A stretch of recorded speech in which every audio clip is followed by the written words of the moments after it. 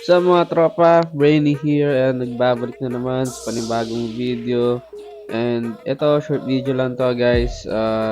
Kasi ito na nga, tinamaan na nga tayo na itong issue ng sniper after 1 year. Which is yung radiator fan nga niya. Kita nyo naman, umiilaw yung overheat indicator niya. Kasi nga, pumalya na agad.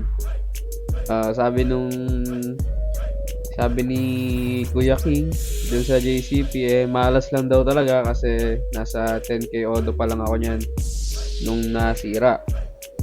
So yun, papunta tayo ulit ng JCP para matesting kung gagana nga ba yung nabibili sa Shopee na tig 600 pesos na fan. Kasi 'di ba, kita nyo naman pag nagtanong kayo sa Yamaha, ang presyo talaga niyan medyo may pagkamahalan, almost 3k sa iba. Pero yung nakuha natin is 600 lang. So yun, siyempre sa video na to malalaman natin kung papasok nga ba to o kung gagana nga ba to dito sa sniper natin. So yun guys, enjoy watching, panoorin natin kung anong mangyayari.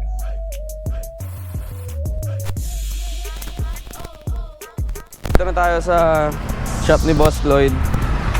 Ito na yung sniper natin nga pala.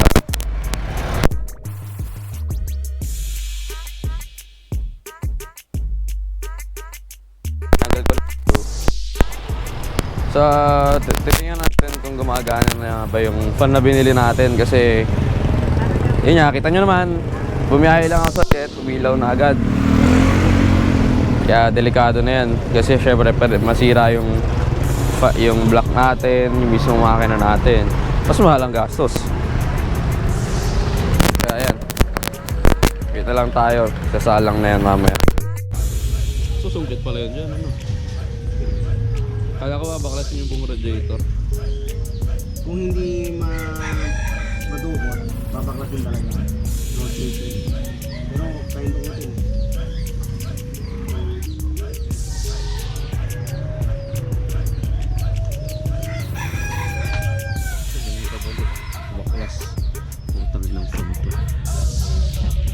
Ito yung original or stock.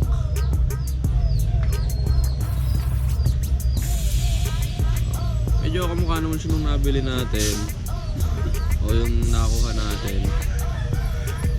Ang kaso nga lang, yan, diba yung dulo? Kaya yun, tatry na lang ikabit. Tsaka iba rin nata yung mismong ano. Ito kasi AC to buo and hindi na magagamit to.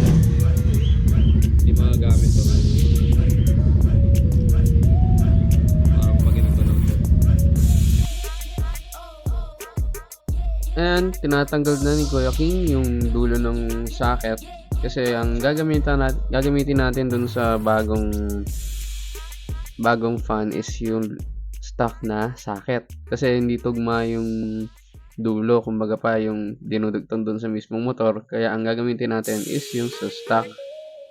Ngayon, ang ginawa ni Kuya King dyan is tinanggal lang niya, kita nyo, pinutol niya. And ngayon, dinudugtong niya na dun sa bago nating fan. Yan, ginamitin lang niya ng electrical tape. Tapos, ayan, okay na. Ngayon, tatry niya na isalpak dun sa motor natin mismo, yung bagong fan natin na napili.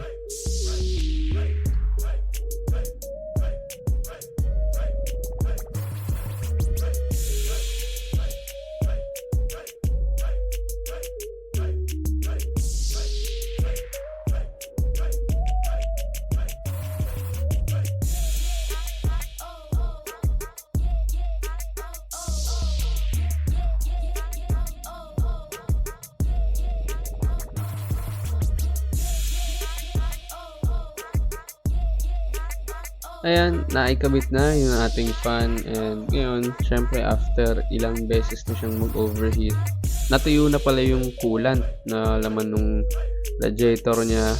Kaya syempre, ayan, sinabay na natin. Magre-refill na rin tayo. Naubos natin yung 500 ml na bote. Ayan, para hindi na siya talaga mag-overheat, magkaroon ng bagong coolant. And ngayon, syempre, testing na natin kung gumagana yung fan. Para ma-check natin kung okay na.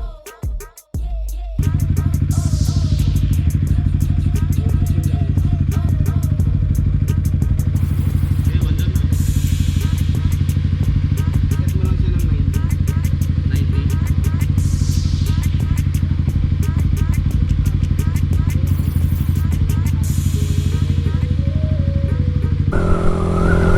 So yun mga sir, success. Gumana yung fan natin na nabili sa Shopee. So kung kayo man, halimbawa tayo mga ka-sniper natin dyan na nasisira agad ng fan, hindi nyo kailangan bumili ng bagong ano, or hindi nyo kailangan bumili ng mamahalin. Kasi yung tig 600 na nabili natin sa Shopee, ang tawag dito, pasok siya. Actually, ang ginawa ni Kuya King, pinalitan lang yung dulo or yung parang plug nung fan mismo. Pinalit niya yung sa stock. So, ayun, nirewire niya. Then, okay na. Ganun lang kasimple. Hindi kailangan gumastos kasi namamahalan ako doon sa fan lang. Almost 3K. Kaya yan, kung naririnig nyo, sobrang lakas nung buga niya. Anyways, yun lang guys. Kung sana nag-enjoy kayo and may natutunan kayo, like, share, and subscribe para syempre updated kayo sa mga susunod nating video.